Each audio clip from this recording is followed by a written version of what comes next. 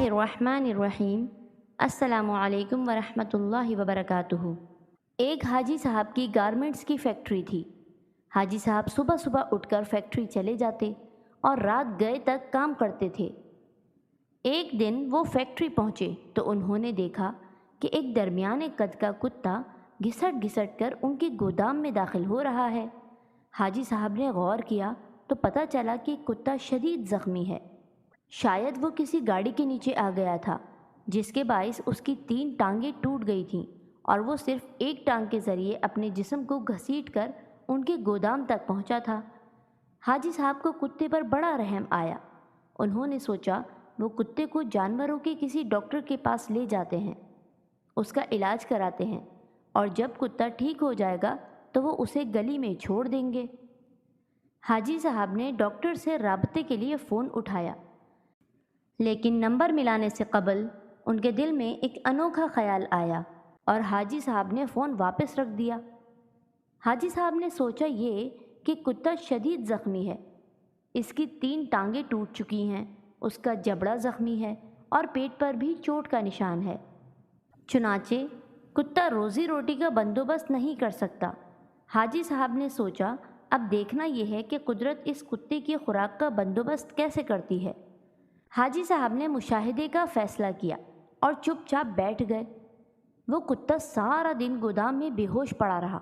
شام کو جب اندھیرا پھیلنے لگا تو حاجی صاحب نے دیکھا ان کی فیکٹری کے گیٹ کے نیچے سے ایک دوسرا کتا اندر داخل ہوا۔ کتے کے منہ میں ایک لمبی سی بوٹی تھی۔ کتا چھپتا چھپاتا گودام تک پہنچا، زخمی کتے کے قریب آیا۔ اس نے پاؤں سے زخمی کتے کو جگایا اور بوٹی اس کے منہ میں دے دی۔ زخمی کتے کا جبڑا حرکت نہیں کر پا رہا تھا، چنانچہ اس نے بوٹی واپس اگل دی۔ صحت مند کتے نے بوٹی اٹھا کر اپنے منہ میں ڈالی، پھر بوٹی چبائی۔ جب وہ اچھی طرح نرم اور نگلنے کے قابل ہو گئی تو اس نے بوٹی کا لقمہ سا بنایا اور زخمی کتے کے منہ میں دے دیا۔ زخمی کتا بوٹی نگل گیا۔ اس کے بعد وہ کتا گودام سے باہر آیا اور اس نے پانی کے حوض میں اپنی دم گیلی کی، واپس گیا اور دم زخمی کتے کے منہ میں دے دی۔ اس طرح زخمی کتے کی پیاس بجھی اور صحت مند کتا یہ سب کرنے کے بعد بڑے اطمینان کے ساتھ واپس چلا گیا۔ حاجی صاحب مسکرا پڑے۔ اس کے بعد یہ کھیل روزانہ ہونے لگا۔ روز کتا آتا اور زخمی کتے کو بوٹی کھلاتا، پانی پلاتا اور چلا جاتا۔ حاجی صاحب کئی دنوں تک یہ کھیل دیکھتے رہے۔ ایک دن حاجی صاحب نے اپنے آپ سے پوچھا، وہ قدرت جو اس زخمی کتے کو رزق فراہم کر رہی ہے، کیا وہ مجھے 2 وقت کی روٹی نہیں دے گی؟ سوال بہت دلچسپ تھا۔ حاجی صاحب رات گئے تک اس سوال کا جواب تلاش کرتے رہے، یہاں تک کہ وہ توکل کی حقیقت بھانپ گئے۔ انہوں نے فیکٹری اپنے بھائی کے حوالے کی اور تارک الدنیا ہو گئے۔ وہ مہینے میں 30 دن روزے رکھتے اور صبح صادق سے اگلی صبح کاذب تک رکوع و سجود میں مشغول رہتے۔ وہ برسوں اللہ رب العزت کے دربار میں کھڑے رہے۔ اس عرصے میں اللہ رب العالمین انہیں رزق بھی دیتا رہا اور ان کی دعاؤں کو قبولیت بھی، یہاں تک کہ وہ صوفی بابا کے نام سے مشہور ہو گئے اور لوگ ان کی پاؤں کی خاک کا تعویذ بنا کر گلے میں ڈالنے لگے۔ لیکن پھر ایک دوسرا واقعہ پیش آیا اور صوفی بابا دوبارہ حاجی صاحب ہو گئے۔ یہ سردیوں کی ایک نیم گرم دوپہر تھی۔ صوفی بابا کی بیٹھک میں درجنوں عقیدت مند بیٹھے تھے۔ صوفی بابا ان کے ساتھ روحانیت کے رموز پر بات چیت کر رہے تھے۔ باتوں ہی باتوں میں صوفی بابا نے کتے کا قصہ چھیڑ دیا اور اس قصے کے آخر میں حاضرین کو بتایا کہ رزق انسان کا ہمیشہ پیچھا کرتا ہے، لیکن ہم بے وقوف انسانوں نے رزق کا پیچھا کرنا شروع کر دیا۔ اگر انسان کا توکل زندہ ہو تو رزق انسان تک ضرور پہنچتا ہے، بالکل اس کتے کی طرح جو زخمی ہوا تو دوسرا کتا اس کے حصے کا رزق لے کر اس کے پاس آتا رہا۔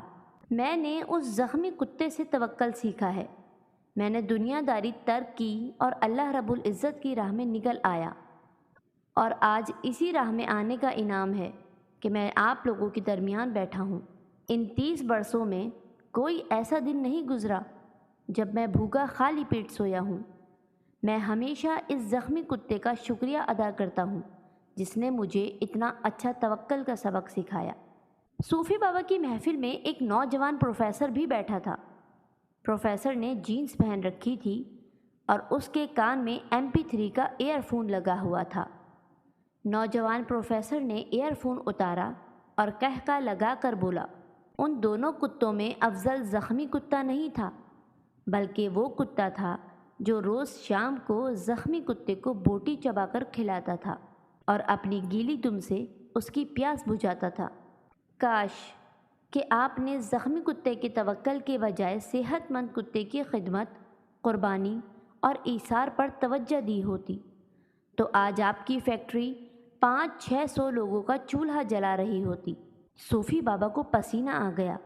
نوجوان پروفیسر بولا، اوپر والا ہاتھ نیچے والے ہاتھ سے افضل ہوتا ہے۔